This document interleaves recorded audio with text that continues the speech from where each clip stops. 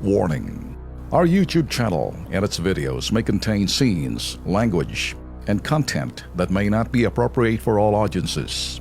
These videos include surveillance footage, undercover pursuit of suspects, actual police and rescue operations, and fearless confrontations. If you do not approve of the content, please do not watch our videos. If you wish to continue, we strongly advise that you proceed with caution. Viewers' discretion is advised.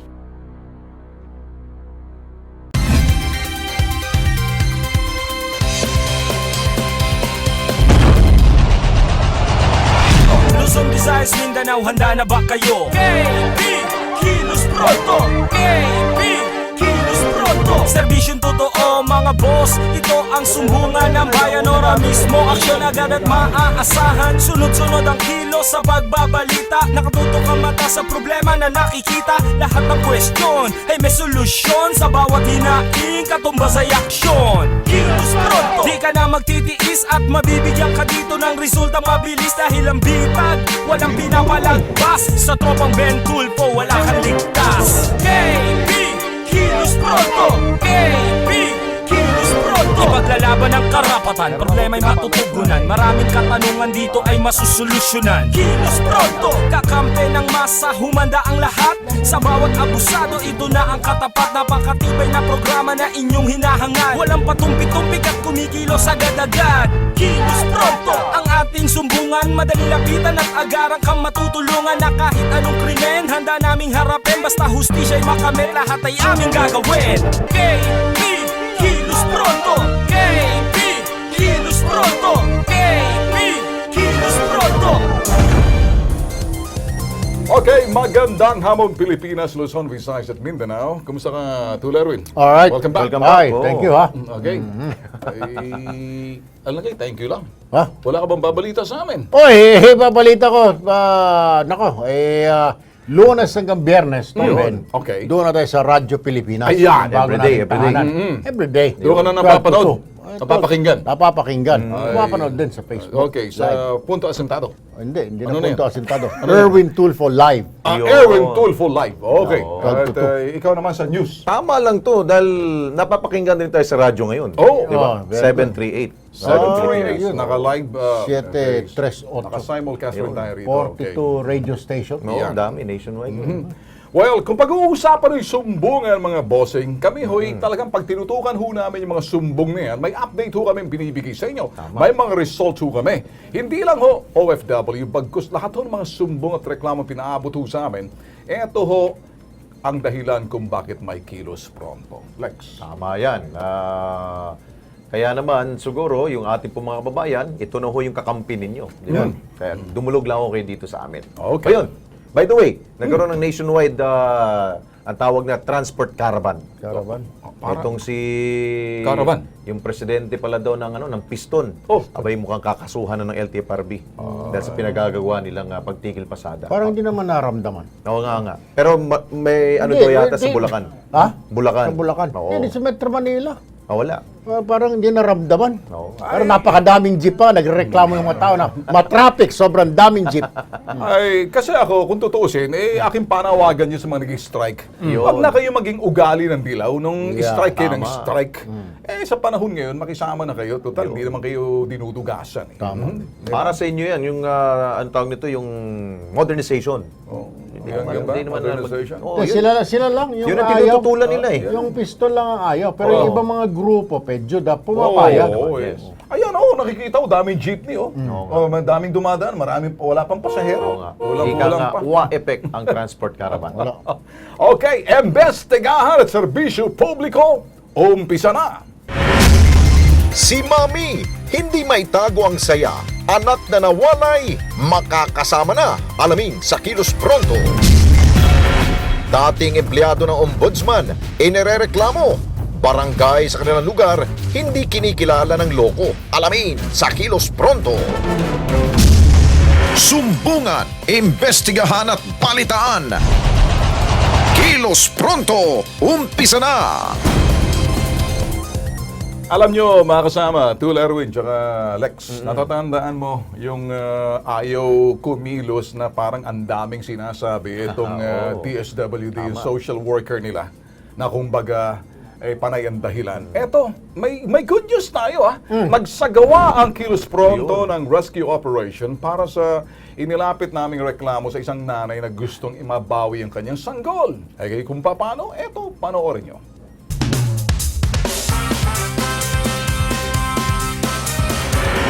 Gusto ko pong makuha yung bata. Tagal na po kasi akong nag-aantay. Nangungulila at nagsusumamo ang inang si Rosemary Patungan nang lumapit sa Kilos Pronto. Nais niya kasing makuha ang kanyang 1 taong gulang na anak na ayaw ibigay ng kanyang dating asawa na si Mark Patungan. May karapatan ka pero ibigay mo sa nanay para magkaroon ng visitation rights ka, maging ang iyong magulang. At sa halip na makinig, nakuha pang magmatigas si Mark. Alam mo naman, nanay to lumapit po, sa amin. Kasi po, ang nangyari po kasi nito, siya po yung lumayas dito sa bahay. Hindi wala na, naman po sa Mike. Nakipag-ugnayan ng Kilos Pronto sa Department of Social Welfare and Development o DSWD. Pero ang kanilang tugon, ampaw! Ano matutulong ng DSWD o CSWD? Kasi pagdating po sa legal matters, wala po kasi kaming legal authority pagdating po sa ganyan. This is what we're trying to do. We'd like you to intervene. Tila ba naduwag at umiiwas ang officer in charge na si Lydia Rubio.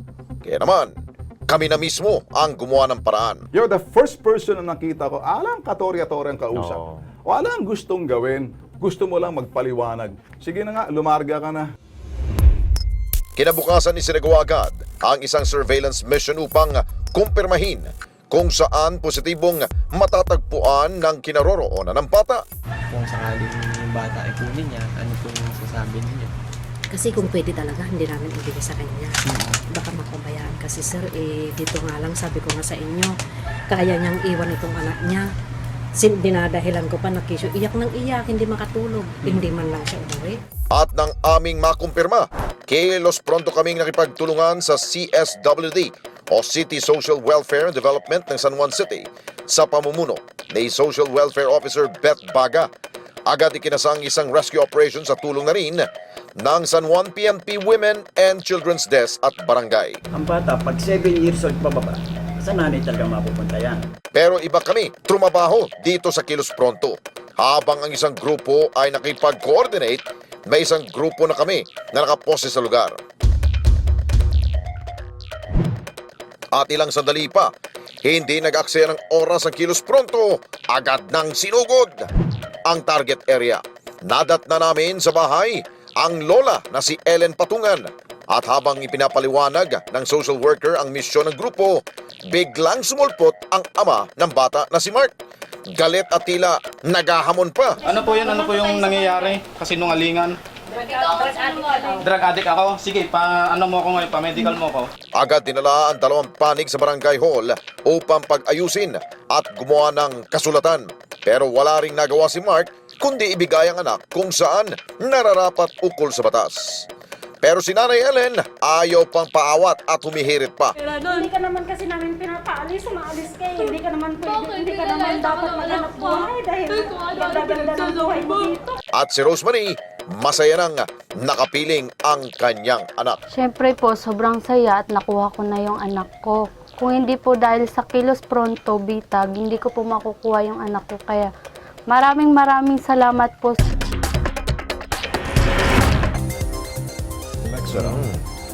Pwede naman bisitahin ng magulang ng lalaki. Pwede naman bisitahin pwede naman magkaroon din ng visitation right at ipasyal yung bata. Mukhang may sayad lang yung tatay Parang akala niya, gusto niyang sabihin, ako may karapatan, ungas pala to Hindi, I don't know kung banban, hindi ko maintindihan. Nasa, family batas code yun, nasa batas yan. Mariusep naman. Isa pang may problema dyan itong DSWD. Ay! Naging inutil itong hinayupak na ehensya na ito. Sinabi mo.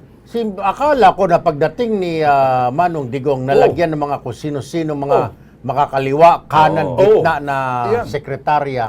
Jesus Maria Josep. Kaya naman pala, halos hirap na hirap kang ma-appoint secretary. Mahina yung mga bata mo eh. Oo nga. May saya yata sa utak. Actually, yung NCR yun. Yung Kaya nga, NCR kaya mahina. nga eh. Oo. Kung sino ba yung secretary natin? Si Tagiwalo. Tagiwalo. Oo. Ay, palayasin mo na yung taga-NCR mo. Walang silbi. Tama. Mabuti pa yung city social Yan, welfare. yun. Kung ganun ho, kaya ang dami yung problema dito na sa ating bayan yung mga kinukuha yung anak. Kung ganyan naman yung mga tao mo na inutil, mabuti pang palayasin mo kasi magiging bagahe yan. Baka mababypass ka na naman sa susunod. Naku, Mario Jose, public service lang, Yan. wala personalan to. Yun. Anyway, dire-diretso tayo sa public service. Sumbong Metro naman tayo. Isang balikbayan ang lumapit dito sa amin. Ang reklamo, ang kanya raw bagahe naglaho na parang bula. July 10, 2017, nagbalikbayan si Dario Ocrisma mula Kuwait. Sa airport, nakita na niya ang kanyang kulay asul na maleta sa carousel ng NAIA Terminal 1. Oh. Pero dahil may opera ang kanyang kamay, hindi niya ito agad nakuha. Kaya naman, inantay niyang umikot muli. Okay. Ang kaso, abay, hindi niya na nakitang muli. May mahabang Pagdaan ng carousel, wala na doon yung bagahe. Ay. Tuluyan ang nawala, naglaho. Naku, sus Mario. Anyway, kasama natin ngayon, Tol Ben, parang Alex, sa studio, si Dario Ocrisma. Magandang hapon sa iyo, Dario. Magandang hapon po, sir. Anong nangyari doon sa bagahe? Nakita mo na, primero. Opo. Dumaan. Actually, dalawa po yung bagahe ko. Okay. Kasi po, 40 kilos po yung allowed, pero hindi Correct. po siya pwedeng pag-isahin sa isang bag. Correct. So, yung isang maleta po, tumitingbang po siya ng less than 30 kilos. Tapos yung isa po, yung maliit na bag, yun po yung lumabas. Okay. Una siyang lumabas, dinampot ko po siya, nilagay ko po dun sa trolley. Okay. Tapos kasunod po yung isa na maleta ko po. Pag hawak ko pong ganun, since medyo mabilis yung ikot ng carousel, at saka po may opera po kasi ako doon eh, medyo mabigat po sa akin yun. Nabitawan ko po siya. Tapos nung pag-ikot niya, inaantay ko po ulit umikot, babalik sa akin. Hindi na po siya bumalik eh. Hanggang mag-alas 2 na po. Posible, Dario, ito ay nadampot ng iba. May lumapit po sa akin nung dadalawa na lang o tatlo na lang po kami doon na nag-aantay. Yung mga taga dito po. Tinanong po nila kung ano daw po yung nangyari. Sabi ko po, inaantay ko yung bagahe ko. Tapos sabi ko, nakita ko na po yung bagahe. Tapos po, yun lang po, kinuha lang po nila yung details, tatawagan daw po ako. Alright, sandali lang, Dario, ha? Yung airline. Dahil nasa linya ng ating telepono si General Manager ng Manila International Airport, si Ed Monreal. Magandang hapon po, Sir Ed. Good afternoon, Erwin. Magandang hapon po sa yung mga tagapakinig. Opo, live po tayo dito sa Kilos Pronto. Kasama po si Tol Ben at saka parang Alex, Sir. Magandang hapon po sa inyong dalawa. Sir, meron po tayong complainant dito, si Dario, galing po sa ibang bansa, dumating po siya ng July 10. Parang ito po ay case ng maring mistaken na bagahe na dampot ng iba. Dahil yung dalawa yung bagahe niya, nakuha niya yung unang bagahe niya. Yung pangalawang bagahe, hindi niya na nakuha. Bagamat dumaan sa harap niya, hindi po niya agad na dampot dahil may opera yung kamay niya, hindi na po niya nakitang muli yung bagahe. Paano kaya ito, Sir Ed? Ano hong pwedeng gawin? Okay, unang-una, sir, medyo mahina po ang monitor, dito masyadong makuha. Ang pagkakaintindi ko po, yung bagay dumating nakita niya, tapos na lang daw po nawala. Ganun po. Opo, hindi na ho umikot pang muli. So, okay. Could be may dumampot na iba. Ang conveyor ho natin, ang orientation, is sa ibabaw lang umiikot. Ano? Nag-report na ho ba siya sa airline? Yes. Nilapitan po ako ng mga staff doon. Nilapitan na raw po siya ng mga staff at binigyan siya ng papel. Hello? Yes, sir. Nilapitan na po siya ng mga staff, binigyan po siya ng papel. Yan po yung tawag ng property irregularity. Yun. Correct. Tama, Opo. tama. PIR. Opo. Ang pagkakaalam ko po, ewan kung tama yung aking nakuhang impormasyon, na sila ay inanyayahan ng airline para pumunta sa airport. Hindi po, binigay po sa kanya ito, after nung tatlo na lang sila nag-aantay doon, ito po yung inabot sa kanya. Opo. Mas iigit po siguro kung siya ay makakapag-ugnayan sa amin sa airport, sa NIA, para patawag ho natin yung airline at kung pwede ho natin mag-view rin yung CCTV doon sa area yon para maliwanagan ho natin kung paano nawala yung bagahe. Kung halimbawa nawawala. Hindi kaya, sir, may posibilidad na kahit ako minsan may kapareho yung maleta ko. Nagkamali pag... Nagkamali. Kaya, Sir Ed, Pwede po yun. Kasi minsan nga kasi, karamihan ng mga bagay natin, pare-parehas na lang po ang itsura. Kaya meron po tayong mga reminders sa ating mga player na ang mga pasero ay mag-ingat sa pagdampot ng mga bagay dahil minsan magkakapareho po. Alright. Sir Ed, So, mas maganda po, Sir Erwin, kung pwede siya magtuko sa amin ayun. Sige. para po pwede natin pa-review yung CCTV kung may coverage Yun, para malaman CCTV. natin kung sino kumampot at kumuha ng bagahe. Sir, may tanong lang po ako, Sir Ed, ano po? Kasi Opo. doon sa, kung saan ka lugar na aalis, kunwari galing ka ng Saudi, galing ka ng Amerika, di mo ba yung airline, bibigyan ka nila ng stub? At nakakabit doon sa bagahe mo. Oo. So paglabas mo dito, ang purpose yata po noon, di mo ba, paglabas mo dito, dapat i-match ng gwardya yung bit-bit mong bagay. Parang sa domestic po. Pero ngayon sa domestic, hindi na rin ginagawa yan. Kung magmamatch yung hila-hila mong bagahe, yun din yung nasa ticket mo ngayon. Tama ho yan. Nung araw po ginagawa yan. Ngayon, Pero di na. naging parang medyo additional choke point sa mga pasahero ang delay. paglabas. So Yeah. may mga siklamo rin tayo na masyadong pumipila uli sila para checkin ang bagahe. So inalis na ho yan na practice noon pa. Okay. So, maigi kaya balik. nga ho, may mga reminders na lang po kami nilagay na mag-ingat sa pagkuha ng bagay. But chances are, pagka ganun ho, na nagkamali ang pasahero, sinusoli naman po sa mga airlines. Yun ang aking karanasan ng araw na naisusoli rin. Pero para ma-resolve po sana yung problemang yan, kung pwede po siya makapasyal sa amin para Ayun. mapa-review namin yung CCTV para makita ho natin kung talagang nawala sa ibabaw ng conveyor. Kasi imposible ho, hindi na ho bumababa ang bagahe. Opo. Unless somebody ho erroneously picked up the bag. Mabilisan lang po, GM. In case po hindi humahanap itong bagahe ho niya, may pananagutan po ba yung airline at pwede ho siyang bayaran po ba? O ano ba ang settlement sir. po gagawin po? Sir Alex, ganun po yun. May proseso po tayo, kaya nga po sila pinag-fill up na property irregularity report or PIR kung tawagin. Para ho, ma-itemize kung nawala talaga yung bagahe Yeah. ng pasahero para mabayaran ho siya ng amount na kiniklaim po nila. Provided may mga resibo po. Sige po, papuntahin po namin, samahan po namin sa inyong tanggapan, Sir Ed. Sige po, antayin po namin Thank sila. you, Maraming GM. salamat po sa pagkakataon. Alex. Maraming salamat po, GM Monreal ng NAIA. Importante pa naman ang laman. Huwag na natin i-divulge pero kailangan po niya yun. Dario, sasamahan ka lang namin para doon na kung magbabayad yung agent, yung airline. Alright?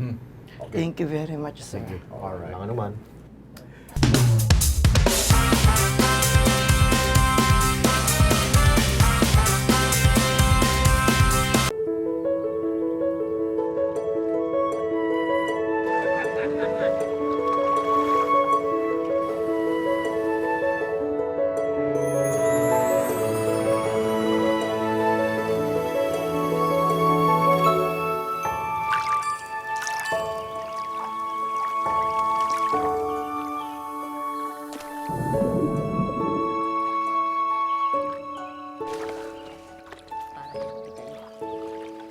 The fish are eating. So should you, anak.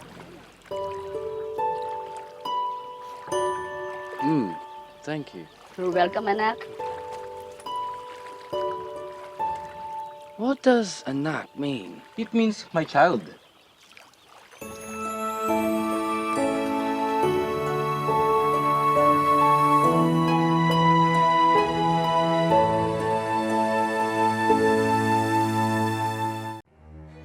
Tatay Carlito Horilla, huling nakita mga alas 7 hanggang alas 8 ng umaga sa Farmers Market. Nakadamit na aqua blue, polo shirt at maong pants at rubber shoes na puti.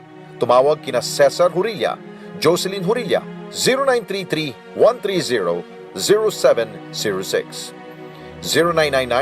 0999-968-8963 o sa kanilang telepono 044-797-6266.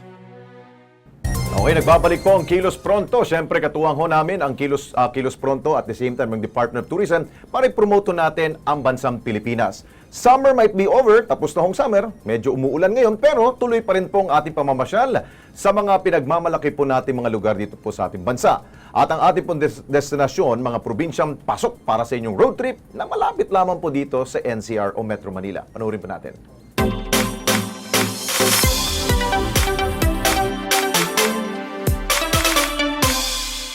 It's a wonderful day, Philippines.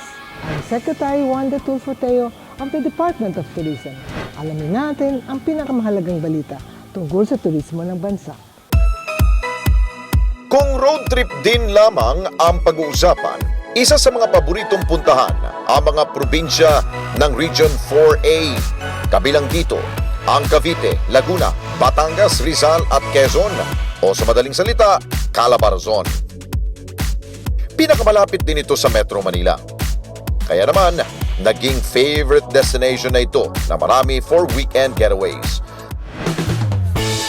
Pagpasok ng buwan ng Hulyo, gumayak din ang Department of Tourism o DOT para sa kanilang Calabarzon Tour. Para sa isang makabuluhang pamamasyal, ang bisitahin at i-promote ang travel-worthy destinations dito. First up, Enchanted Kingdom sa Santa Rosa, Laguna. Bukod sa 17 hectares of park to explore at 34 rides and attractions to experience, ibinida ngayon ng Enchanted Kingdom ang kanilang most ambitious offering in 21 years, ang Agila, The Experience, the first and only flying theater in the Philippines. It's a thrilling journey across the country's breathtaking sights right at the comfort of your own seat. Nakaupo ka lang, pero para mo na ring napuntahan ang mga lugar mula Batanes hanggang Cagayan de Oro sa loob lamang ng 6 na minuto.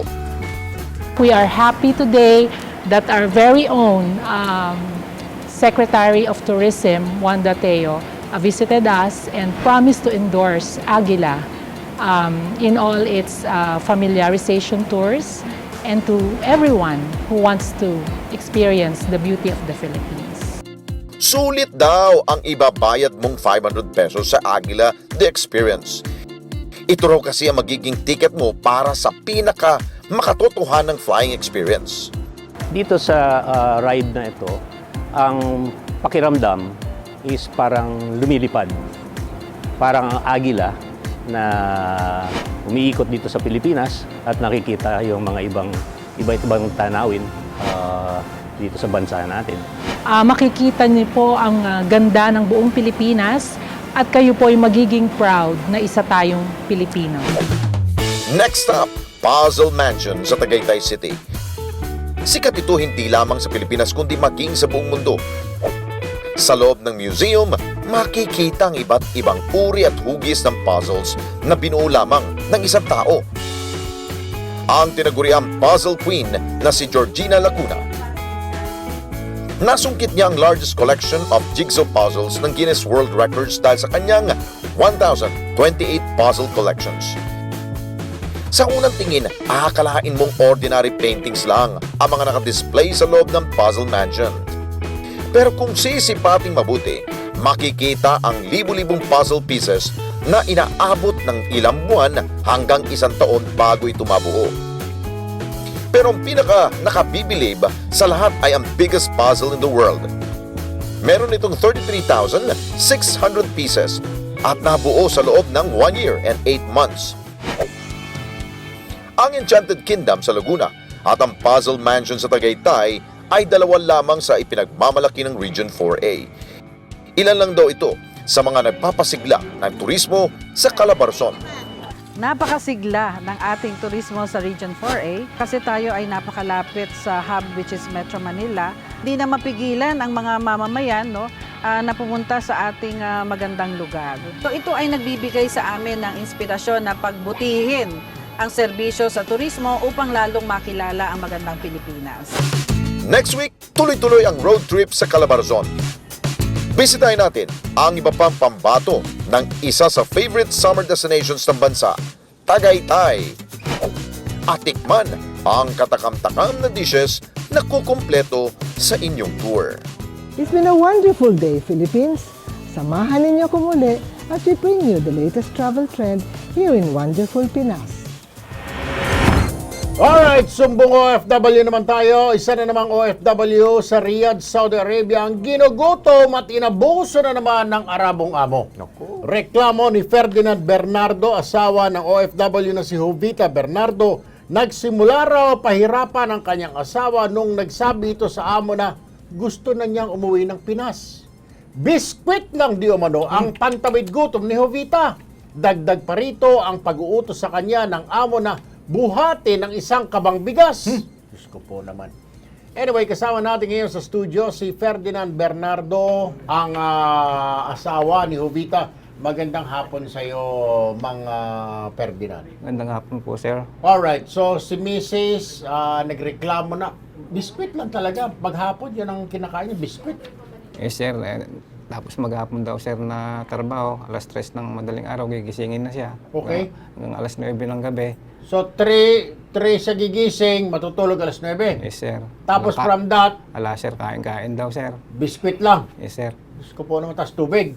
Yes, sir. Tapos, sir, nung nakaisang buwang mahigit siya, nagpaalam siya na hindi niya kaya trabaho ron. Oh. Nagpapahatid, sir, siya doon sa agency ron.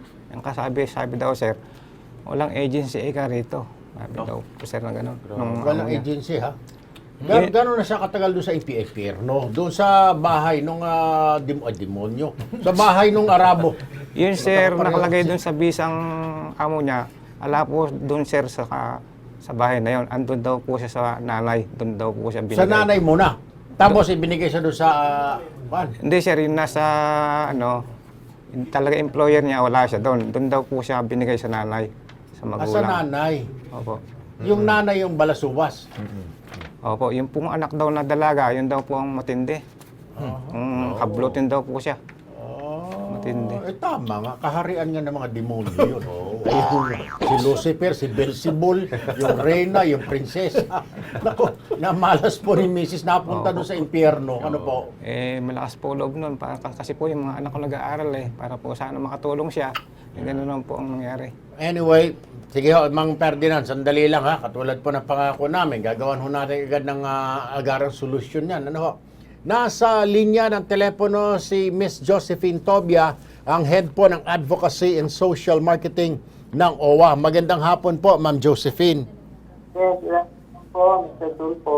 Ma'am, narinig, opo, narinig niyo po itong reklamo ni Mang Ferdinand, si Mrs. Ano po? Alas 3, ginigising ng madaling araw, alas 9 na matutulog, ang pagkain sa maghapong biskwit. At matinding paghihirap ang ginagawa ang sinasapit sa kamay nitong mag-iina, napakalupit daw ng anak. Pero yung kanya talagang amo dapat, hindi siya doon, binigay siya doon sa nanay. Oo, naku, kuwan ho yan. Contract violation po yan dahil hindi po siya nagtatrabaho doon sa kanyang tunay na amo. Opo. Tapos sa masaklap pa, ma'am, lahat ito nangyari nung magsabi na siya na hindi niya na kaya, uwi siya ng Pinas, lalo pang pinahirapan, Ma'am Josephine. Ngayon, etong si Sir ngayon, Ferdinand, masyadong concern sa kasawa niya dahil umiiyak na ho doon. Gusto na lang umuwi po, Sir. Ma'am, dahil ayaw naman siyang isoli sana sa kanyang FRA, yung foreign recruitment agency niya. Sabi raw, walang agency rito. Oo,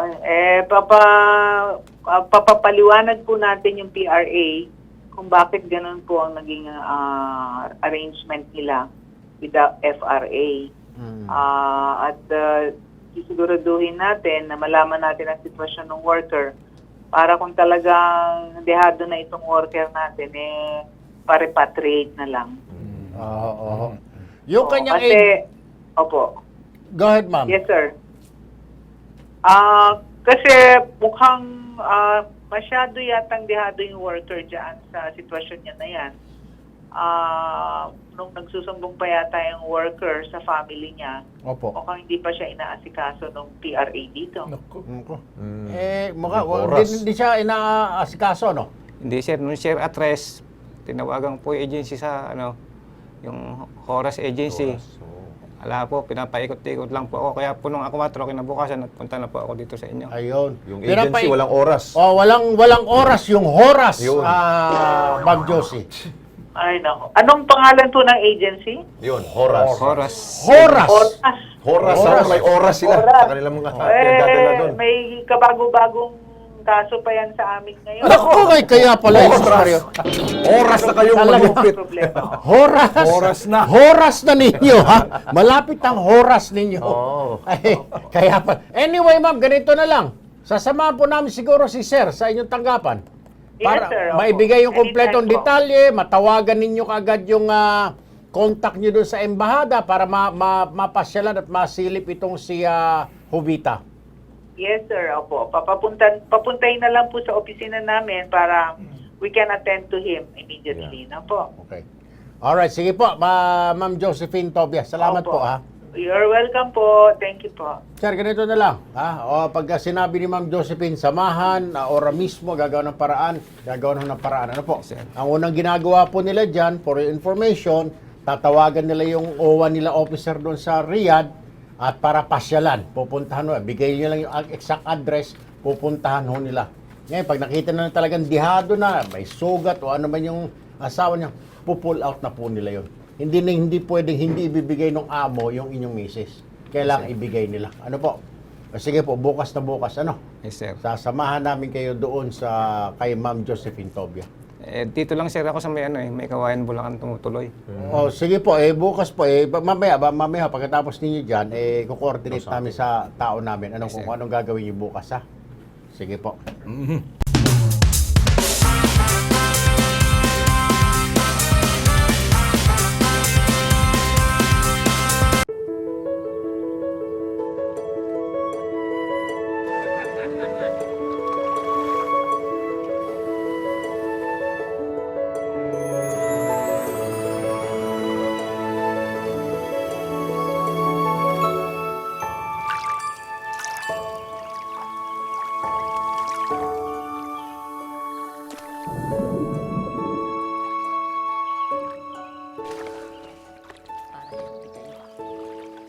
The fish are eating. So should you, anak.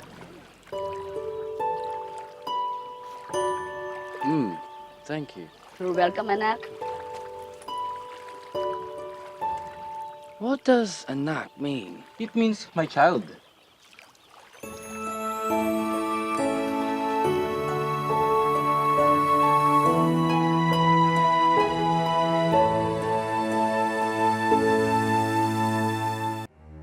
Honrado de la Cruz alias Dong, 59 anyos at may Alzheimer's disease, nawala noong Abril 17. Makipag-ugnayan lamang kay Leonida de la Cruz sa mga numerong ito, 0949-839-3039. Okay, sumbong prom din naman tayo. Natanggap namin ang reklamo mula sa aming text hotline.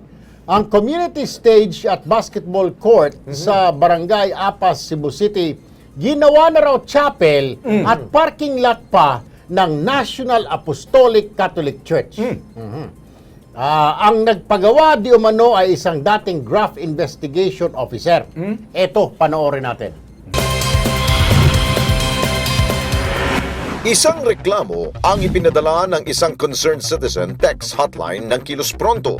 Ang sumbong, inukupa at ginawang private property ng Apostolic Catholic Church ang basketball court at stage ng Sitio Lower Panabang ng Barangay Apa sa Cebu City. Ayon sa kanyang mensahe, ginawang chapel ng grupo ang community stage na kanila raw ginagamit sa tuwing magkakaroon ng okasyon sa kanilang barangay. Maging ang basketball court na dating nagagamit ng mga kabataan sa paglalaro ay ginawa na rin daw parking area ng mga taong dumadalo sa kanilang Sunday service. Hindi na rin daw makapasok ang mga residente sa loob ng basketball court dahil ipinapalabas daw sila na nagbabantay sa ACC. Ang may pasimuno, si Alejandro Borden, na dating Graft Investigator Officer ng Office of the Ombudsman sa Visayas. Inilapit na raw nila ang kanilang problema sa barangay pero sa tuwing magkakaroon ng patawag ang barangay ay hindi naman daw uma-attend ang leader nito na si Alejandro Borden. Ang kanila pang pinagtataka ay hindi naman daw pag-aari ni Borden ang lupa dahil ito naman ay pag-aari ng gobyerno at ang stage ay pinagawa nilang magkakapitbahay. Kaya panawagan nila sa lokal na pamahalaan, aksyon na naman ang kanilang problema. May kuan na pala ito, Tolben. Hindi pala itong unang may history na. History na. Oo, tirador ng mga basketball court itong mga ito. Ito, hindi ba may tinira na pala ito doon na basketball court. Kung titingnan natin yung sa simbahan na yan, ng mga leaders nila, may history na rin. Isa sa mga most wanted sa South San Francisco sa USA. Ang Mario, kaso, ganun din, nirereklamo, ipinadlock pa nga nila yung parang sa Bataan. Ito yung sinasabing Teruel, yung founder ng church. Kung naalala ko, Virgilio Teruel is one of the most wanted. Ayan, nandiyan na ata si Mayor. Nandiyan na ba si Mayor? Alright, nasa linya na. Okay. Si Mayor Tomas Osmeña. Magandang hapon po, Mayor Osmeña, sir. Yeah, may hapon. Opo, si Erwin Tulfo po ito, kasama si Ben Tulfo at Alex Santos. Live po tayo sa live po tayo sa programang Kilos Pronto, Mayor. May hapon, sir. Okay. May hapon, sir. Sir, ilapit lamang namin itong reklamo ng mga kababayan po ninyo dyan sa Cebu, dito sa Barangay Apas. Barangay Apas. Itong community stage daw po at saka basketball court na pag-aari ng local government na ninyo, ginawa ng parking lot ng isang kulto ba ito o simbahan na National Catholic Apostolic Church. Chapel at parking lot. Ginawang chapel yung community stage, ginawang chapel. Yung basketball court, ginawang parking lot ng kulto na ito, Mayor. Okay. Ito po nirereklamo ng mga kabarangay nila doon, hindi na magamit ng kabataan yung basketball court. Yung community stage, hindi rin magamit dahil ginawa ng kapilya nitong grupo ng umano'y National Apostolic Catholic Church. Hindi naman, ano?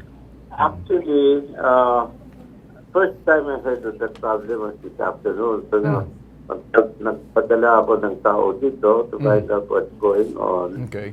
And I still don't know the whole story. Pero ganito yan, no? Number one, that property is being donated, is being transferred, is being purchased sort of through a land swap from the province to Cebu City. Okay. Okay, so it's not yet finalized. But the purpose of the transfer is to allow the occupants to own the property. Okay? So, and my understanding, and I will look into this, that it's the community itself, the homeowners association, that wants to put a chapel there, because the priest will not say mass unless it's a chapel or something like that. Okay? Diba, alam mo, every time there's a story, it's number 100% accurate. But that's the best I can find out for now. Whatever it is, the property is still not yet formally transferred to the city. Ayun. Pero usually, kung may ganun, siyempre, you let the people decide.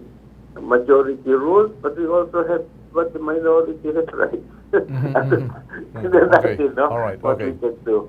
But I'm glad that you're responding to this problem. Okay. I will attend to that. Maraming problema sa it was more a domestic quarrel. All we want to find out, Mayor, is kung may basbas ng city, ng local government. Ngayon, kung may basbas ng inyong tanggapan, wala na tayong magagawa ho dyan. Pero ito nga po, yung isang concerned citizen, a certain Lito, itatago namin sa pangalang Lito, sinasabi niya, hindi naman daw po karamihan nakikinabang. Yung iilang grupo lamang, iilang tao lang, ginawang simbahan dahil ito ay dating ex-ombudsman investigator na naging parean ng simbahan na yan, kinonvert yung basketball court para sa mga kabataan sana sa lugar na yon, para makaiwas sa mga masamang bisyo, ginawang parking lot ng simbahan. Yung stage naman, community stage, ginawa na nilang kapilya. Probado ng barangay. Oho. Walang magawa raw ang barangay, Mayor. In the first place, you cannot put a church in government property. That's a violation of a separation of, alam mo na. Yan ang batas, no? Silip na lang. Pero kapilya, arguably, chapel. I will look into it. Yes. Simple lang naman, Mayor, ang kailingan eh. Mayor, simple lang naman ang kailingan. Two sides to the coin. Pero ito sasabihin ko sa inyo, it's not a fatal situation. No? Okay. Marami tayong problema dito. Yeah. So Pwede siguro pasilip na lang ho, Mayor. I will attend to that. Yeah. All right. Ang malaking accomplishment nun is that we're able to convince the province to give it to the city and the occupiers can stay there. Now, ang question how they will use it, who will use it, we will resolve it when we consult everybody. Okay. Alright, Win-win solution. Thank you, yun Mayor. po, okay na po sa amin yon. Malaman lang na inyong sisilipin yan, Mayor. Maraming salamat po, Mayor Litos Thank you for Manya. bringing it up, ha? Salamat. Dagang salamat. Okay. Ayun. Okay, ayos. Mabadali yung kausap si Mayor. Okay, dito tayo. Sa pilitan pong pinag-resign po sa trabaho, hindi pa ibinibigay po ang kanya pong 13-month pay, ang kanya pong separation pay at cash ban. Ito pong reklamong idinulog po sa Kilos Pronto ni Hazel Sakibal. Kaya diretsuin na natin siguro. Kausapin na natin si Hazel. Hazel, magandang hapon sa iyo. Magandang hapon. Okay, ano yung sabi ng management dito sa iyo? Bakit ka pinagre-resign kagad? Regarding po yun kasi sa dati nilang empleyado na sinasabi daw po nilang traidor daw sa kanila. Tapos hanggang sa nadamay na po ako, pati yung iba kong kasama sa trabaho. Oo. Pero ikaw gusto mo na rin umalis? Gusto ko na rin pong umalis pero nung time na yon talagang inano na po nila ako. Pinag-initan ka na. Opo. Pero ang kailangan mo dito ay makuha mo itong lahat ng mga Opo, benefits yung na mga money, kukunin mo yung cash ban, claims ko po. separation pay at the same time yung Opo. Sige, dulog natin to kay kay Yusek Nandole. Tinatawagan na ba natin? Okay, ano bang pinagmulan ng away ninyo? Saan nga pala? Doon sa kaibigan mo? Anong Wala naman pong problema dun sa dati naming dun sa dating nilang empleyado. Kumbaga parang nadadamay lang po kami dahil kaibigan mo rin siya. Opo. Yun. Okay, Parang sandali takot lang po Hazel sila, ha. opo. Nasa linya ngayon po si Undersecretary Joel Maglungsod para idulugo natin sa DOLE itong problema ho ni Hazel. Yusek, magandang hapon po sa inyo. Yusek, may hapon. Yes, may hapon kay Galang Lex, no? Opo, Kay Ben. Opo, si Alex po, kasama ko po si Ben Tulfo at si Erwin Tulfo, Yusek. Yusek, meron kami idulugo sa inyo ha. Isa po itong empleyado, mukhang na iniipit po siya, ayaw po i-release yung kanya pong 13-month pay, yung separation pay, at the same time yung cash ban. Baka siguro madaliin po natin, dyan po sa DOLE, dadaliw namin to si Hazel para matulungan naman natin, sir. Yes. I-repair nyo dito tulad ng i-repair nyo nung nakaraang Sabado yata yun, o Bernice ba? Friday po yun. Kanina. Opo. Oo, nakausap ko na kanina, Lex, no? Okay. So, pinailan na namin sila ng mga necessary complaint. Yun. Yusek, for your information, sir, ang kumpanya ho ng pinagtatrabahuan po ni Hazel is CMP Federal Security Agency. Isa po itong security agent. Pero hindi po siya gwardiya ho. Ito nagre-reklamo. Nasa nasa office po siya. Mukhang pinag-iinitan at iniipit po siya, hindi mo binibigay yung dapat po sa kanya pong benepisyo, sir. Hindi pwede yun, Lex. Hindi pwede yun. Ang lahat ng mga magawa may karapatan sa General Labor Standards o Health and Safety Standards. Ibig sabihin, wages, mga benefits dito, mga social protection, SSS, pag-ibig, PhilHealth, mga sick leave, 13-month pay, lahat. Basta kung ano yung nasa batas, dapat ibibigay yan. Regardless kung ano yung status nila, no? So, dala na dito, kahit medyo busy-busy tayo ngayon, Lex, dahil malapit na yung zona, pero sige lang. I-ano natin para natin. We'll do that, sir. Para ma-assist kagad natin. Baka tomorrow or sa Wednesday, sir, papadala namin dyan si Hazel, sir. Yes, iba. Thank you, sir. Dito. Okay, thank you. Dagang salamat. Si Yusek Joel Maglungsod po yan ng DOLE. Thank you. Hazel, asikasuhin natin yan. Maraming salamat. Thank you. Ito naman, mabilisan kasama natin ngayon si Clark Bernardino. Inilapit niya sa atin ang anak ng namatay at girlfriend itong nabalian daw noong June 14 matapos bumangga ang sasakyan nilang motor sa likurang bahagi ng Victory Bus Liner sa Olongapo City. Sa police report na ibinigay sa amin, nakasaad dito ang anak ni Clark ang bumangga sa bus ng Victory. Napag-alaman din ng programa na walang helmet at lisensya ang anak ni Clark nang ito'y maaksidente. Sa kabila nito, binigyan pa rin ng Victory Liner ng tulong pinansyal ang pamilya. Okay, kasama natin ngayon, tanungin natin ngayon, magandang hapon sa inyo, Clark, Reyna Jane, at ano ba talagang gusto ninyo mangyari? Nagbigay naman sila pala ng tulong pinansyal. Sa pagharap po namin nung driver at saka yung inspector nila, ng Victory Liner, nagkasundo po kami na tutulong talaga sila Okay. sa hospital. Sa hospital. Opo. Ngayon po, nung binigyan nila ako ng passes, papunta pa sa legal office nila para sa Caloocan, nakausap ko po yung Robert. Okay. Mabilisan. Opo. Nagbigay ba ng tulong pinansyal ang Victory Liner? 5,000 lang po. Alright. Maliban dun sa 5,000, ano pa? Wala na ba? Binibigyan pa po ako ng 10,000 hanggang 15,000 lang daw po. 15,000 to 10,000. Okay. Hindi mo na kinuha. Hindi na po. Bakit hindi mo na kinuha? Dahil tulong pinansyal yun. Kasi po ang usapan namin, tutulong sila ng gusto sa bill ng hospital. Alright. Ako ho'y bill ng hospital ng anak ninyo. Hindi doon sa namatay. Ano bang, kasi para ako nalilito. Kasi lumalabas kasi, ang nakabangga ng bus sa likuran, bahagi, ay yung namatay. Anak niyo ba yung namatay? Opo. Alright. So, parang sa police report, nakainom siya, lahat siyang helmet. So, ganun nung nangyari. Pero, ang sinasabi ng Victory Liner dito, sila ay nagbigay ng tulong konti, kaya lang, meron ding bahagi na siguro na nag-aalok sila ng 10,000 o 7,000 o 17,000 lahat-lahat. 15,000. So, hindi nyo na tinanggap yun. Opo. At nung pong mamatay na po nga po yung anak ko sa Okay. hospital, Alright. tumawag po ako dito sa Robert sa ano na yun. Okay. Ang Yung inyong... talaga po talaga may tutulong nila. Alright. Mamatay na nga po anak ko. Alright. Alright, kasi para sa atin, maging ano tayo, maging patas tayo rito.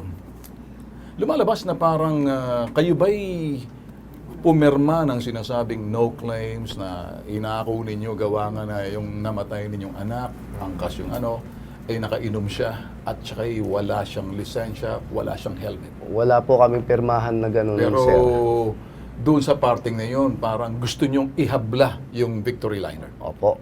So sa akin ho kasi, para sa diretso na ho tayo, kung ito'y mamarapatin, total, yun ang pagkamatay ho ng inyong anak, ilalaban niyo ho sa hukuman, yun hong pangyayari na kung saan namatay ang anak nyo, pero ayon sa police report, siya nakabangga sa likuran ng bus, hindi siya naka-helmet, wala siyang lisensya, nakainom siya. Opo. So doon sa parting yun, kayo talagang para makakuha ka ng kung ano man danyos, magpa-file ho kayo ng criminal case laban sa Victory. Opo. So sa parting yan kasi, hindi ho siguro at this point gusto kong linawin kung yan ba ang inyong gustong gawin. Kasi kung sila nag-aalok ng 15,000, in addition doon sa mga nakuha nila, hanggang doon lang sila. So ngayon, kung talagang gugustuhin mo pa ng danyos, ito'y pagsasampa na ng kasong kriminal doon mismo sa bus. Kasi kahit na papano, kahit kasalanan ng inyong anak, nakainom, walang lisensya, hindi naka-helmet, still tumulong sila ng bahagya. Ang konti man lang, Dito lang kasi para makakuha ka ng full, sabihin natin, ito'y, kung ano man yung hinahabol ninyo, ito'y pagdedemanda na. Sa isang banda pa po kasi, sir, inatrasan pa siya eh. Sinagasaan po talaga nila yung paa ng anak ko. Ayan po nakikita ng kanyang girlfriend na manugang ko na ngayon. Sa parting to, kinakailangan mo nga talagang, kasi Opo. dito, I'm sure na kahit kausapin natin ang Victory Liner sa kanila, parang lumalabas tumulong sila at nakatulong din sila at nag-aalok pa sila. Kaya lang, nasa linya na ba? Wala. So, ito magagawa natin, tututukan namin ang kasong ito. At aalamin namin sa hiling ninyo, kasi dito talaga magsasampa kayo ng kasong criminal liability. Pero ngayon pa lang, linawin natin, sinlinaw ng sikat ng araw, nakainom ang anak nyo na lasing, walang lisensya, walang helmet. So doon pa lang parting yun, talagang pinakikita ko rin sa inyo kasi nag-alok din sila ng tulong, kaya lang tinanggihan ninyo. Pero dito, linawin natin to. Tututukan namin, tingnan na namin, magbibigay din kayo ng update kasi pumasok na kayo sa amin. Di ba tama lang to? Nararapat lang to, Tularwin. Di ba? Yun ang magiging depensa nila, Tolben, sir. Sasabihin nila sa West yan, sa police report, yun yung maglalabas nakainom. Siya yung bumanggaho Pero may punto rin kayo, inatrasan. Yun naman, hindi naman tama yun. Kinakailangan na ng kaso rito. Kami tututok dito, para makita natin yung outcome dahil pumasok na rin kayo sa akin. Sa isang banda, sir, ang masakit pa nangyari, talagang namatay ang anak namin sa hospital bilang sa negligence din ng mga doktor sa James Gordon Hospital, sir. Okay. Sige, yan ay epekto lamang ng problema. Ang dahilan ng problema doon sa insidenteng pinangyarihan. Masakit din Alright? po Kasi epekto na lang yan. tumitingin muna tayo sa dahilan ng problema kung ito'y aakuin din ng Victory Liner. Hindi pa nagwawakas dito pero magbibigay tayo ng update. Kami tututok din dito. Titingnan natin kung anong kalalabasan ng kasong to. Okay? Marami pong salamat. Okay, maraming salamat din. Alright. Ay, dito na. Wakas na tayo. Overtime na tayo. Mag-news na sila. Di ba? Okay, higit sa sumbungan. Investigar at isyong kailangan solusyonan. Ang serbisyo pampubliko dapat kilos. Pronto.